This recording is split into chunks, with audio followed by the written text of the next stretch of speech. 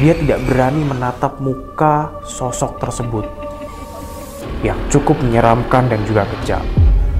2 hari kemudian, Kartono sadar ternyata selama ini dia dijadikan tumbal.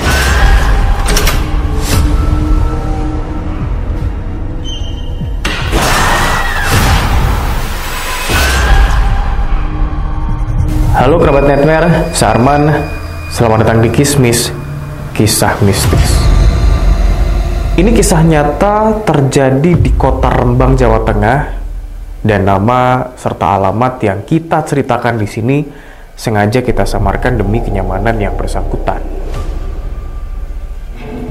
Sebut saja namanya Kartono. Dia seorang pemuda, umurnya baru sekitar 23 tahun. Setiap hari, dia hanya bekerja sebagai kuli panggul di toko sembako yang ada di kota Rembang. Kerja dari jam 7 pagi sampai petang tanpa mengenal lelah hanya demi menghidupi kesehariannya. Dan pada saat itu, belum banyak orang kaya nih. Hanya beberapa saja yang terlihat cukup mapan, termasuk juga Nyonya Suharti. Nyonya Suharti adalah sang majikan Kartono, berperawakan galak namun cukup dingin, dan dia memiliki hampir 3 cabang toko kelontong yang ada di kota Rembang. Emas berkilau menghiasi tubuhnya mulai dari cincin, gelang, sampai kalung.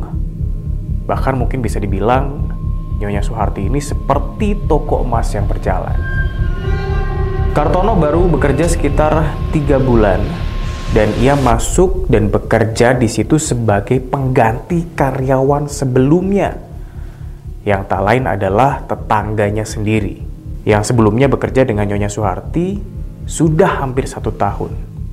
Dan dia, tetangga Kartono ini, meninggal mendadak saat jam makan siang di toko kelontong Nyonya Suharti. Hari-hari ia jalani sebagaimana mestinya seorang karyawan kuli panggul. Dari pagi sampai petang, begitu seterusnya. Hingga suatu hari, saat jam makan siang, buat Kartono hari itu terasa berbeda dari yang biasanya. Saat makan, sering sekali dia tersedak. Bahkan, sudah berkali-kali minum air yang disodorkan oleh teman-temannya pun tidak mengurangi rasa tersedak itu. Bukan malah mengurangi rasa sedak, malah makin menjadi-jadi, hingga membuat para teman-temannya pun panik. Kartono akhirnya limbung dan pingsan, kemudian dibawa ke puskesmas terdekat untuk mendapatkan pertolongan. Namun kenyataannya berbeda. Puskesmas menyatakan Kartono sudah tidak selamat lagi. Dia meninggal. Teman sepekerjaannya pun heran, sekaligus masih belum bisa menerima kenyataan bahwa temannya ini meninggal hanya karena tersedak. Wallahu alam sih, Allah Maha Kuasa mencabut nyawa dari mana saja. Begitulah gumam salah satu temannya yang nimbrung saat ikut melayat di rumah duka. Tapi, di alam berbeda, Kartono terbangun karena ditendang oleh sosok berperawakan tinggi, besar, dan hitam. Ia dibentak oleh sosok yang belum pernah dia kenal. "Bangun! Ikut saya!" Begitu bentakannya sampai menyeret kaki Kartono entah di mana. Tempat yang belum pernah ia tahu sebelumnya dan tidak ada pepohonan di situ, semuanya serba warna kemerahan. Apakah ini akhirat? Kartono bertanya dalam hati. Ingin sekali dia bertanya kepada sosok yang menyeretnya, namun ia urungkan karena dia tidak berani menatap muka sosok tersebut yang cukup menyeramkan dan juga kejam.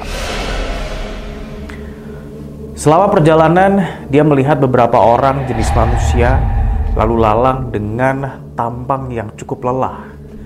seperti ada yang bekerja, entah itu memikul sesuatu, ada pula yang menarik kereta.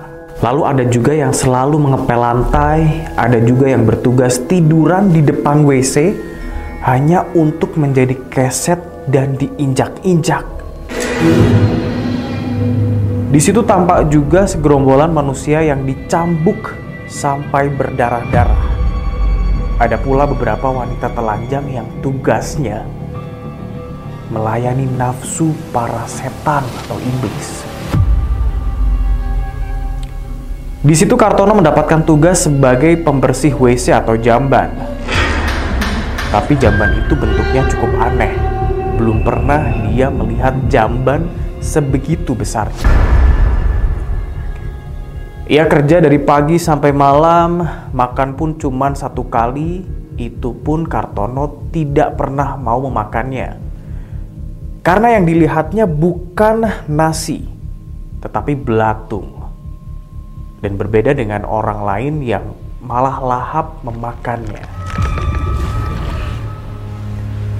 2 hari kemudian Kartono sadar ternyata selama ini dia dijadikan tumbal oleh majikannya sendiri yang tak lain adalah Nyonya Suharti. Nyonya Suharti yang tega mengorbankan karyawannya demi kekayaan di dunia. 7 hari sudah dia bekerja di situ, semua orang bekerja di situ dengan diam. Tidak ada yang mengobrol apalagi tanya ini itu. Tak dinyana dia melihat tetangganya yang dinyatakan meninggal sebelumnya. Orang yang dia gantikan untuk bekerja di toko kelontong Nyonya Suharti. Di situ dia melihat tetangganya itu bekerja sebagai penjaga pintu. Kartono ingin sekali menyapa, namun apa daya dia selalu diawasi oleh sosok besar yang siap mencambuknya tanpa ampun. Kartono lalu teringat bahwa dia bisa membaca ayat kursi. Itu adalah hafalan satu-satunya yang dia bisa, yang ia dapatkan saat mengaji waktu kecil dulu. Dibacakanlah ayat kursi itu, lalu tiba-tiba secercah warna putih mengilaukan ruangan. Kartono terbangun melihat sekeliling pepohonan yang rimbun. Di situ dia sadar telah berpindah alam dan dia bersyukur kepada Allah telah menyelamatkan hidupnya dari cengkeraman perbudakan setan. Habis itu Kartono kembali pulang ke rumah dengan pakaian compang-camping, tubuh pun tampak kurus seperti keadaan orang yang terjajah kompeni. Satu desa langsung geger. Banyak orang, baik tetangga maupun warga desa sebelah, berbondong-bondong mendengarkan cerita apa yang dialami oleh Kartono. Banyak yang percaya dan tak sedikit juga yang bingung. Lalu seorang warga menuturkan untuk mencoba menggali makam Kartono yang dulu dia sempat dikebumikan diikuti persetujuan kepala desa dan juga ustadz setempat. Makam pun digali dan semua orang yang hadir di situ dibuat kaget karena yang ada di dalam makam itu hanyalah sebatang pelepah pohon pisang.